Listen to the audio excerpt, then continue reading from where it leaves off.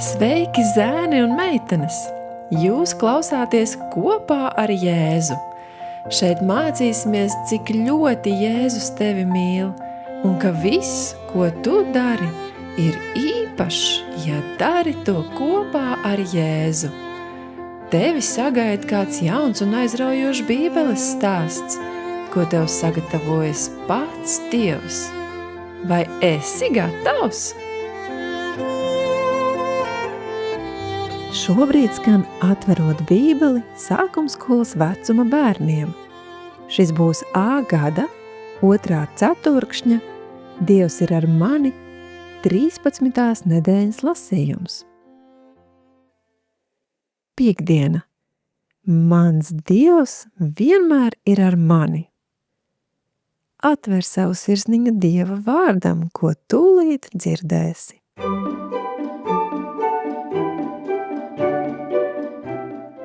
Dievs saka, nebīsties, jo es esmu ar tevi. Neatkāpies, es tevi stiprinu, es tev arī palīdzu. Jāzeps un Rute, 2 mūsu šī ceturkšņa stundu galvenie varoņi, iemācījās un iemīlēja šos skaistos un patiesos vārdus. Pirmais bija mīļotais dēls, otra sieviete no svešas zemes. Viņu dzīvē bija tik atšķirīgi sākuma punkti, tomēr viņi abi ticēja un dzīvoja sekojot vienai un tai pašai patiesībai. Mans Dievs vienmēr ir ar mani. Jāzepam tas nozīmēja uzticēties Dievam, kad viņš atradās bedrē, tika pārdots verdzībā un aizvests uz svešu zemi, padarīts par kalpu, nepatiesi apsūdzēts un aizmirsts cietumā.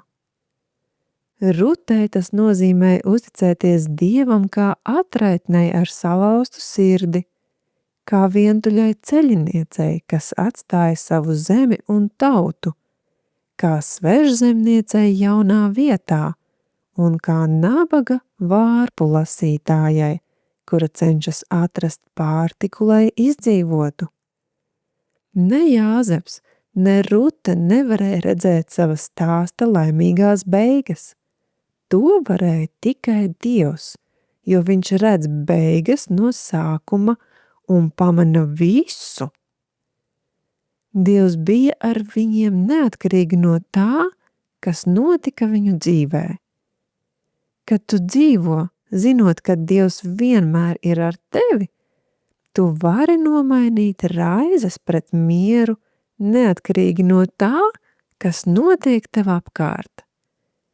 Izlasi Filipiešiem 4. nodaļas 7. pantu.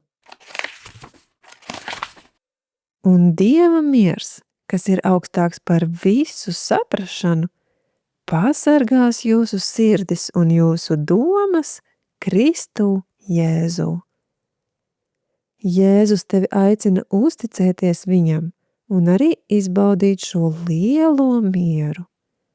Viņš tevi mīl, viņš tevi pamana, viņš zina tavas vajadzības, viņš dod tev mieru, viņš vienmēr ir ar tevi, vienmēr.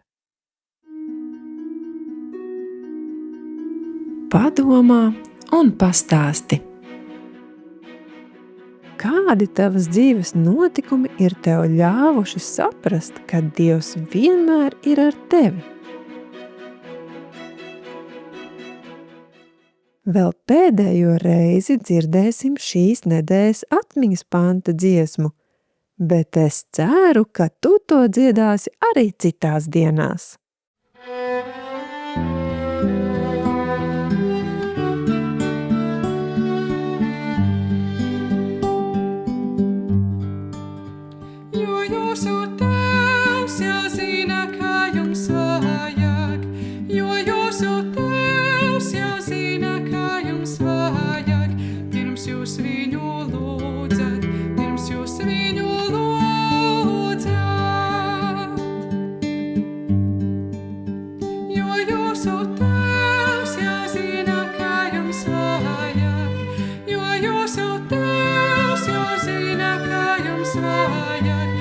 pirms jūs viņu lūdzat, pirms jūs viņu lūdzat.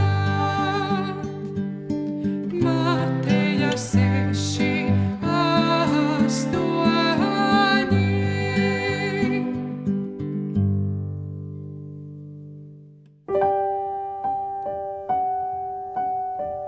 Laiks lūgšanām. Salieciet rokas un katrs pateicieties Dievam par vajadzību, ko viņš ir pamanījis un nodrošinājis jūsu dzīvē. Paldies, ka šajā ceturksnī bija kopā ar mani un klausījies Bībeles stāstus par Jēkabu, Jāzepu un Ruti. Šī grāmatiņa ir izlasīta, bet es priecāšos, ja kopā ar mani lasīsi arī nākamo, 3. ceturkšņa grāmatiņu. Atgādinu, ka to ir iespējams nopirkt grāmatu veikalā Patmos. Uz sadzirdēšanos jau nākamajā ceturksnī!